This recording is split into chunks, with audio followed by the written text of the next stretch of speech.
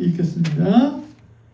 같이 읽을까요? 시작. 우리 주 예수 그리스도와 우리를 사랑하시고 영원한 위로와 좋은 소망을 은혜로 주신 하나님 우리 아버지께서 너희 마음을 위로하시고 모든 선한 일과 말에 굳건하게 하시기를 원하노라.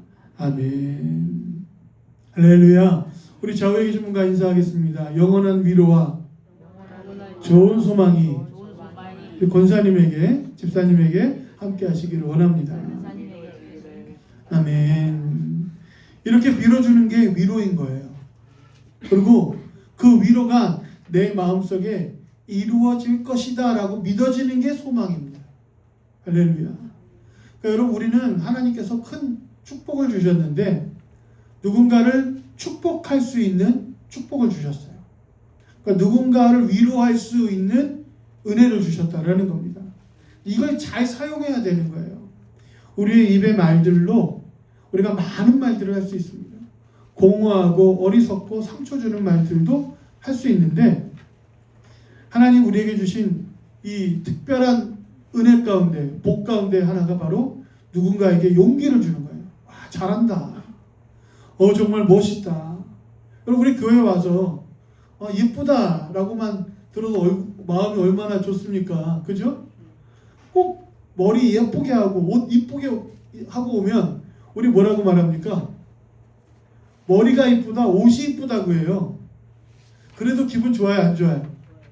그래도 좋아요. 그런데 결국 옷이 예뻐서 내가 이뻐 보인다, 이런 말을 하면 얼마나 좋을까요?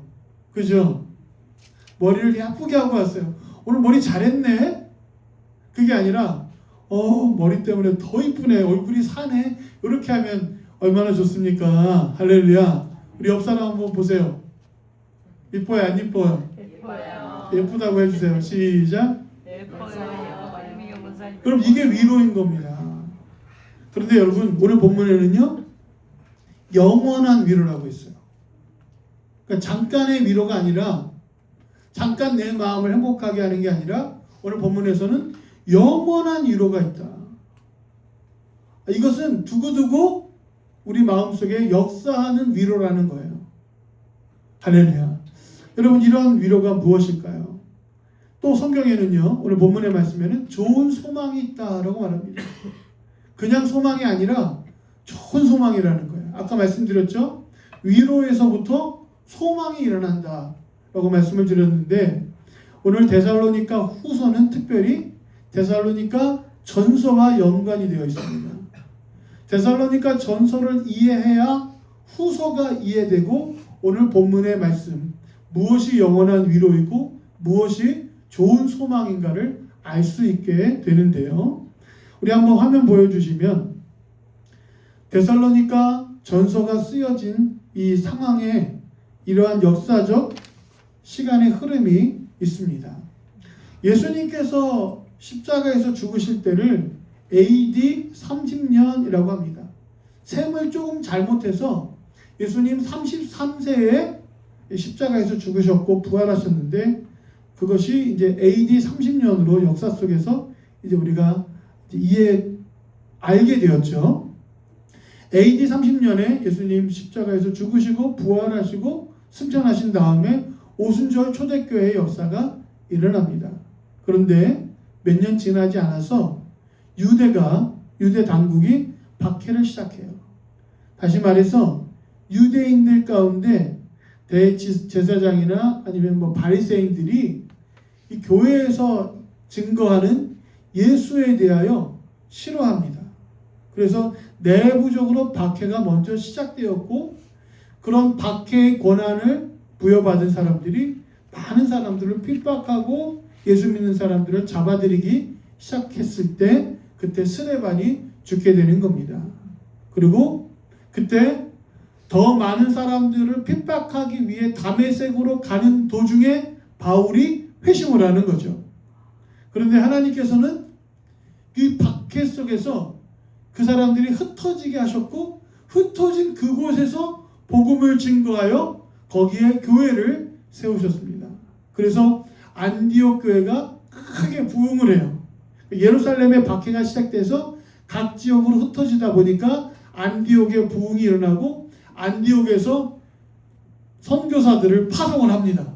그래갖고 소아시아 그리고 유럽까지 아프리카까지 막 복음의 역사가 확장되어져 가던 때에 이제 헤롯이 박해를 하고 야고보도 순교를 합니다. 첫 번째 제자들 가운데 순교자가 일어나죠.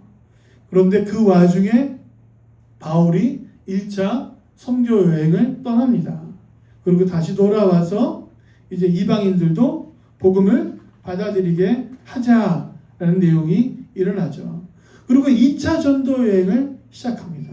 그런데 2차 전도 여행은 소아시아 지역과 유럽으로 넘어가는 이 전도 여행이었는데 그때 데살로니가 전서를 기록하는 겁니다.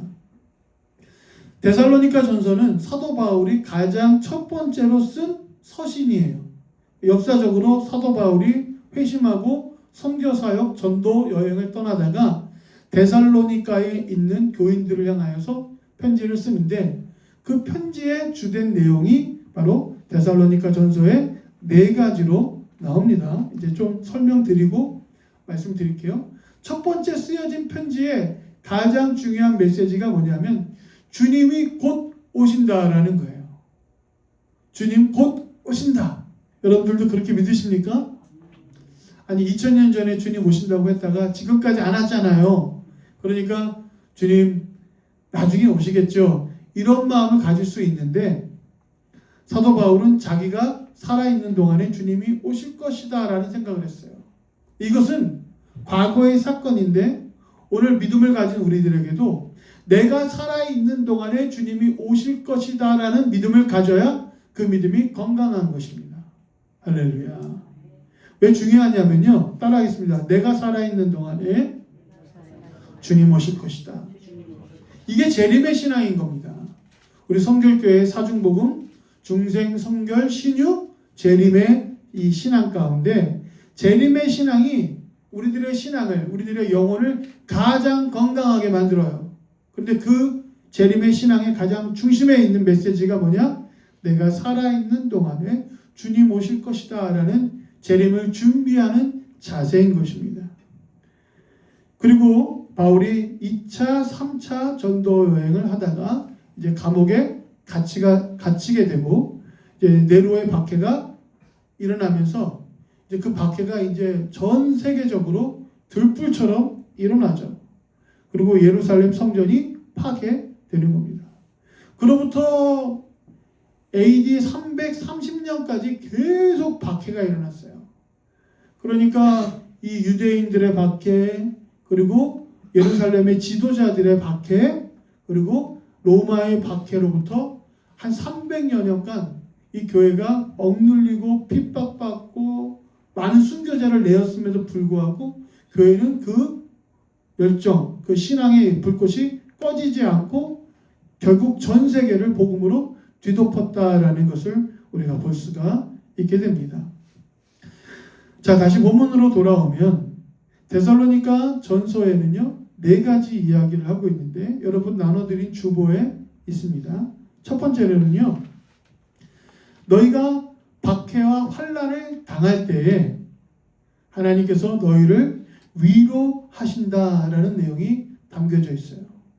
고난당하는, 환난당하는, 핍박당하는 너희에게 하나님의 위로가 있다. 하나님께서 너희를 기뻐하신다라는 내용이 담겨져 있습니다. 우리가 고난당할 때 하나님 왜 이런 고난이 우리에게 왔습니까? 라는 질문을 할 수는 있어요. 너무 힘들어서 하나님 원망할 때도 있습니다. 그런데 성경은 뭐라고 말하냐면 내가 고난당하고 내가 힘들고 내가 박해당할 때 내가 너를 주목하여 보고 내가 너를 위로하고 내가 너를 견딜 수 있도록 내가 너와 함께 있었어 라고 말씀해 주시는 거예요. 할렐루야. 우리 권사님 팔이 막 떨릴 때 얼마나 마음 아팠겠어요. 제가 그 표현이 잊혀지지가 않아요. 너무 수치스러웠다. 너무 수치스러웠다. 그런 표현이 뭡니까? 하나님 왜 나를 이렇게 바보같이 수치스럽게 만드셨습니까? 라는 그런 표현이잖아요. 그런데 성경은 뭐라고 말하는 거예요? 그때에도 내가 너와 함께 있었다라는 거예요. 우리가 가난할 때, 우리가 부족하고 수치스러웠을 때, 우리가 연약하여서 절망에 빠졌을 때에 하나님께서 내가 너와 함께 했었다라고 말씀해 주시는 겁니다. 그게 데살로니가 전서의 말씀이에요. 두 번째로는요, 이 박해 속에서 먼저 죽은 성도들이 생겨나기 시작했어요. 그러니까 그들이 생각하기를, 와, 먼저 죽은 사람들은 주님 재림하실 때 못 만나는 거 아니야? 죽으면 그들이 흙으로 돌아간다고 생각했지, 다시 그 죽은 자들이 일어나서 주님을 만난다는 생각을 못했던 거예요. 그러니까 먼저 죽은 사람들은 그 영원한 나라에 참여하지 못하는 것 아니야? 라는 오해가 생기기 시작했어요. 그래서 데살로니가 전서에서는요, 아니다. 먼저 죽은 자들도 다시 부활해서 그 재림에, 그 영원한 천국에 들어가게 되는 거야 라고 말씀을 해주시는 거예요. 할렐루야. 얼마나 좋습니까? 그러니까 여러분, 먼저 죽은 사람들의 인생이 허무한 게 아니에요. 너는 먼저 죽어서 어떻게 주님 못 만나고 이제 거기서 계속 잠들어 있겠네? 아니에요. 부활해서 주님 만난다라는 거예요. 그러니까 먼저 죽는 것이 오히려 하나님께 영광이 되고 주님을 위한 거룩한 희생. 누구도 그 십자가의 희생을 허락하지 않으셨다가 순교자들에게 그 십자가의 은혜와 희생을 허락하실 때 오히려 영광으로 생각하기 시작합니다. 세 번째로는요, 재림이 곧 올 것이다. 그러니까 너희는 준비된 삶을 살아라 라고 그들에게 계속 권면하는 메시지가 데살로니가 전서에 있어요. 주님 곧 오시니까 너 어떻게 살아갈래? 라고 성경은 우리에게 요구할 때, 여러분 우리가 잘 아는 찬양 있잖아요. 항상 기뻐해요. 쉬지 말고 기도해요. 범사에 감사해요. 이는 우리 주 예수 그리스도 안에서 너희를 향하신 하나님의 뜻이라. 이런 찬양이 있잖아요. 이 찬양으로 너희가 주님 오실 때를 기뻐하고 감사하고 기도하면서 살아가라 라고 거룩한 삶에 대한 권면을 하고 있습니다. 그래서 데살로니가 교회에 보낸 이 편지의 내용을 듣고 데살로니가 교회 사람들이 많은 위로를 받아요. 그렇지. 주님 곧 오시지. 이제 우리 더 거룩하게, 더 진실되게 주님 앞에 살아가야지 라는 마음을 먹습니다. 이미 죽은 성도들은 다시 부활해서 주님을 만날 거야. 그리고 그들이 박해와 환난을 당할 때 하나님 우리 곁에 계시지. 우리로 하여금 은혜를 베풀어 주실 거야 라는 위로를 가졌는데, 그 박해가 길어지면서 주님의 재림이 더뎌지면서 아주 못된 놈들이 일어나기 시작했어요. 그게 바로 데살로니가 후서의 이야기입니다. 어떤 자들이 일어나기 시작했냐 하면, 미혹하는 자들이 일어나면서 그들에게 마음을 후벼 파는 이야기를 합니다. 첫 번째 메시지가 데살로니가 후서에 나오는데, 주의 재림은 이미 이루어졌다라는 거예요. 주님은 이미 재림하셨는데 너희가 모르는 거야. 그런 식으로 이단이 판을 치기도 하죠. 여러분, 여호와의 증인이 그런 식으로 이야기하는 겁니다. 주님의 재림은 1900몇 년에 이미 시작했어. 안식교에서도 그런 얘기를 해요. 공중 재림이 시작됐고 땅의 재림은 이제 곧 시작될 것이다라는 재림을 두 개로 나누어서 설명을 하는데, 그것 또한 잘못된 미혹하는 자들, 적그리스도가 좋아하는 이야기들인 것입니다. 데살로니가 후서에서는요, 그런 식으로 주님의 날이 이미 이루어졌다, 너희만 모른다 라고 미혹하는 자들이 일어나기 시작했어요. 그리고 두 번째로는요, 주님의 재림이 더뎌지니까 주님의 재림은 오지 않아 이렇게 말하면서 저들의 인생에 아주 방탕함으로 그들을 조장하는 자들이 생겨나기 시작했습니다. 야, 너희 주님 곧 올 것 같지? 아니야, 주님 나중에 오셔. 그러니까 너 지금 이렇게 막 살 게 아니야 라고 하면서 악한 자가 나타나서 사단의 활동을 따라서 믿는 자들을 유혹하고 미혹하기 시작했어요. 세 번째로는요. 또 어떤 무리들은 전혀 반대쪽에 있는 사람들은 주님 곧 오실 거야. 아니야. 주님 더디 오시고 안 오시는 게 아니고 이미 오신 게 아니고 주님 곧 오셔. 그러니까 너 있는 거 다 내놔. 지금 있는 게 뭐 소용 있어. 주님 곧 오실 거야. 그러니까 너 지금 그 돈 가지고 천국 갈 수 있을 것 같아? 주님 오실 때 너 이렇게 많은 돈을 갖고 있으면 너 그거 갖고 혼난다. 너 주머니에 10,000원 있으면 10,000원 있는 만큼 혼나고 100만 원 있으면 100만 원 있는 만큼 혼나는 거야. 이런 식으로 해서 미혹하는 자들이 생겨나기 시작하는 거예요. 1992년에 다미성 교회가 일어나서 주님의 재림이 곧 온다고 하면서 그 사람들 재산을 얼마나 많이 착복하고 다 그냥 흡혈귀처럼 빨아들였습니까? 그러다가 재림이 불발했는데도 불구하고 그 사람들은 돈만 다 쓸어먹고 사라져버렸잖아요. 이런 일들이 일어나다 보니까 데살로니가 후서의 교인들, 그 편지를 받은 교인들은 마음이 너무 힘들었던 거예요. 진실한 믿음만 갖고 살아갈 때는요, 하나님 여기 계시고 하나님 나를 사랑하시고 하나님께서 곧 오실 것 같다라는 믿음이 생겼다가 여러분 이 신앙생활을 깊게 하다 보니까 주님 재림 안 오는 것 같고 또 거룩한 삶을 사는 것이 힘들어 버리니까 방탕한 삶을 살기 시작하고 또 어떤 사람은 주님이 곧 오신다고 하니까 너 있는 거 다 털어내라고 유혹하고 미혹하는 자들이 생겨나기 시작해요. 이 이야기는 신앙생활을 하는 우리들의 이야기와 똑같아요. 데살로니가 교인들이 바로 우리들의 이야기인 거예요. 첫사랑을 갖고 우리는 얼마나 열심히 살았습니까? 그죠? 하나님 주신 은혜를 갖고 뜨겁게 봉사하다가 이제 나이가 드니까 기도 생활도 늘어지고 은혜도 저 멀리 있는 것 같고 주님이 느껴지던 마음이 이제 작아지기 시작하는 그때에 주님께서 우리에게 말씀하시는 거예요. 너희에게 하늘의 위로, 영원한 위로를 전하노라.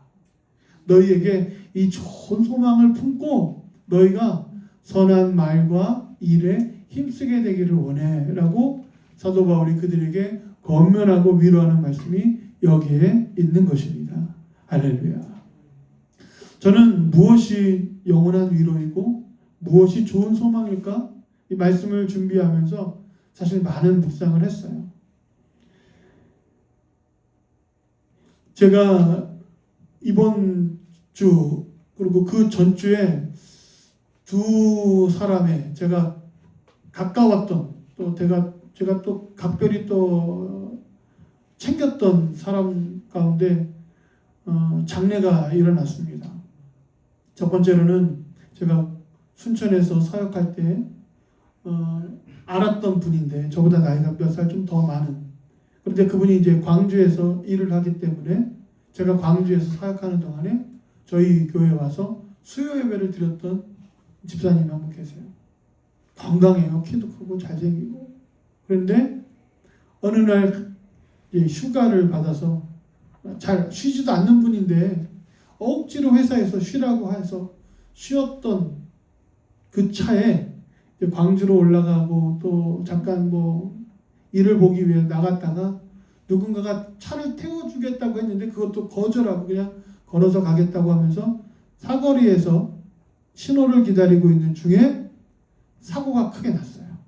사고가 크게 났는데 그 사고가 거기서 끝나지 않고 그 사고로 인해서 비껴간 차가 그분에게로 급발진하듯이, 근데 급발진이 아니라 브레이크를 밟는다라는 게 악셀을 밟아서 확 갑작스럽게 그분에게 닥쳐와서 그분이 거기서 현장에서 돌아가셨어요.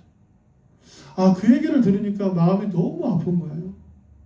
저희 집사람은 그 남자 집사님 부인과 매우 친했던 관계거든요. 계속 전화하고 종종 전화해갖고 이야기도 하고 선물도 나누고 이랬던 좋은 관계인데 마음이 얼마나 아프겠습니까? 저도 그렇더라고요.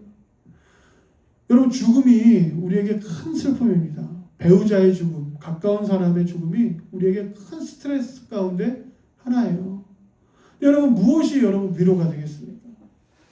장례식장에 찾아가서 여러분 그 울고 있는 자들을 다독거리는 위로만으로 되겠습니까? 여러분 그 죽은 자에게 또 살아남은 유족들에게 위로는요 천국의 소망밖에 없어요. 천국의 소망. 그 영혼이 이 땅에서의 시간을 마무리했지만 하나님 품 안에서 영원한 안식을 누린다라는 것이 그들에게 위로가 되는 것 아니겠습니까? 그렇게 그 슬픔을 간직하고 살아가고 있는데 이번 주 중에 또 장례가 있었어요. 제가 청년부 가르쳤던 우리 여자 청년인데 또 남편은 또 제가 또 가르쳤던 남자 청년, 그 둘이 결혼을 했어요. 그래서 애를 낳은 거죠. 그 여자 자매가 너무 똑부러지고 일도 잘해갖고 제가 그 대신교회에서 청년회 하고 있는 동안 그 6년 동안 제가 회계를 한 사람도 안 바뀌었어요. 회장도 바뀌고 셀리더도 바뀌었는데 그 자매는 계속 회계를 시키면서 제가 우리 재정을 맡겼던 자매예요. 그런데 아기를 둘을 낳았어요. 아주 아들도 잘생기고 이쁘고 딸도 너무 귀여워. 그런데 만 8살짜리 아이가 딸이 감기가 들어갔고 그 감기 때문에 고생하다가 응급실에 갔는데 거기서부터 더 깊은 사경을 헤매게 돼서 응급실에 한 열흘 가까이 있다가 거기서 이제 더 이상 이제 소생할 수가 없으니까 거기서 이제 치료를 중단하면서 생을 마감하게 되었어요. 그 얘기를 들으니까 너무 가슴이 너무 아픈 거예요. 어떻게 할 말이 없는 거예요. 할 말이. 저는 위로하는 목사인데 위로할 말이 생각이 안 나는 거예요. 찾아가서 장례를 치르고 또 저는 이제 떠나온 목사이기 때문에 제가 장례를 인도하지는 않지만 가서 같이 있었던 청년들이랑 기도를 하는데 하나님께서 그런 말씀으로 제게 위로를 주시더라고요. 이 딸의 시간은 여기까지였다. 그게 하나님의 뜻이라는 거예요. 물론 우리가 생각하기에는 읽을 때까지 오랫동안 그 아이의 자라남과 행복한 시간들을 바라보기를 원하지만 하나님 그 아이에게 허락하신 시간이 여기까지였어. 그걸 받아들이는 게 우리들의 아픔을 줄여줄 수밖에 없는 제 첫 번째 메시지였어요. 그걸 받아들이라는 거죠. 여러분 우리도 우리에게 주어진 현실들이 불만족스러울 때가 많아요. 왜 나는 이렇게 생겼을까? 왜 나는 이렇게 어려운 과정에서 태어났을까? 왜 나는 하는 일마다 잘 안 될까? 나는 이렇게 병들었을까? 나는 이렇게 문제가 많을까? 그런 모든 상황 속에서 하나님의 주권을 받아들이는 것, 하나님이 허락하신 것만큼 우리에게 주어지고 우리가 살아갈 수밖에 없다라는 걸 받아들이는 것. 여러분 그것이 여러분들의 믿음이 되기를 원합니다. 근데 여러분 그렇게 말해도 위로가 되지는 않죠. 그래서 제가 고민하다가 이런 메시지를 했어요. 영정 바구니에 제가 그 장례식장에 보내면서 문구를 적었어요. 하나님 품에 안긴 귀한 딸. 그 아이, 시연이라는 그 아이가 하나님 품에 안겼다. 영원한 하나님의 품 안에서 영원한 안식을 누리고 있다.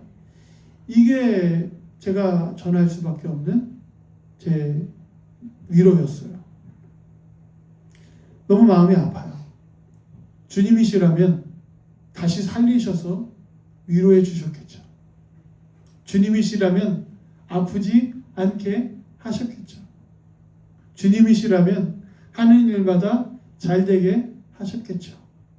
근데 여러분 우리의 인생은 주님을 믿으면서도 그런 일들이 일어나지 않잖아요. 그러니까 여러분 위로라는 것은요 내가 원하는 대로 되어지는 게 위로가 아닙니다. 위로라는 것은요 하나님의 주권을 인정하는 데서부터 위로가 일어나는 거예요. 이 고난과 시련을 나의 것으로 하나님의 내게 허락하신 것으로 받아들일 때 위로가 되는 거예요. 그 자금도 여러분 인정하셔야 될 줄로 믿습니다. 할렐루야. 그 연약함도 하나님의 위로로 받아들여야 돼요. 그럴 때 내면의 평화가 일어나는 것입니다. 오늘 본문에서는요, 우리 주 예수 그리스도가 우리를 사랑하시는 것, 그걸 깨달으라는 거예요. 이런 나를 사랑하시는 것, 이런 나를 자녀 삼아 주신 것, 그것이 우리에게 위로가 되는 것입니다. 영원한 위로는 무엇인 줄 아십니까? 이 땅에서의 고난과 시련의 시간들 속에서 주님을 놓치지 않고 주님을 끝까지 붙들고, 그래서 주님과 함께 영원한 천국에 이르게 되는 것, 그게 우리에게 허락하신 영원한 위로인 거예요. 세상에 그 어떤 것도 잠깐의 기쁨과 만족이 될 수 있습니다. 행복이 될 수는 있어요. 그러나 여러분, 그 세상의 어떤 것도 영원한 위로가 되지 않습니다. 그저 예수님이 허락하신 그것을 받아들이는 마음속에 위로가 시작되어지고, 그 주님과 함께하는 이 시간의 삶 속에서 주님과 함께하는 영원한 시간들을 꿈꿀 때 영원한 위로가 우리 안에 있는 줄로 믿습니다.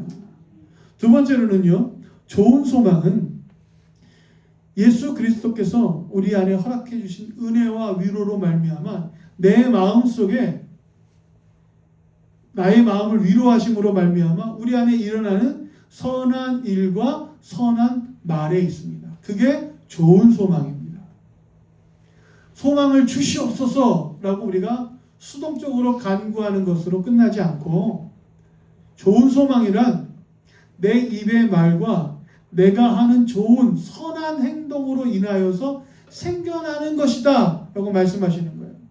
이 메시지가 매우 중요합니다. 우리는 진리를 알지 못해서 미혹되고 속고 실패합니다. 그런데 주님이 내 안에 계셔요. 내 안에 주인 되어주세요. 그래서 주님이 내 안에 계심으로 말미암아 내 입의 말을 선하게 바꾸시는 거예요. 그래서 내가 진리를 말하게 하시고, 할렐루야, 주님의 마음으로 말하게 하시고, 주님께서 하시려는 그 일을 행하게 하실 때 내 마음속에 소망이 일어나는 거예요. 그게 소망인 겁니다. 할렐루야.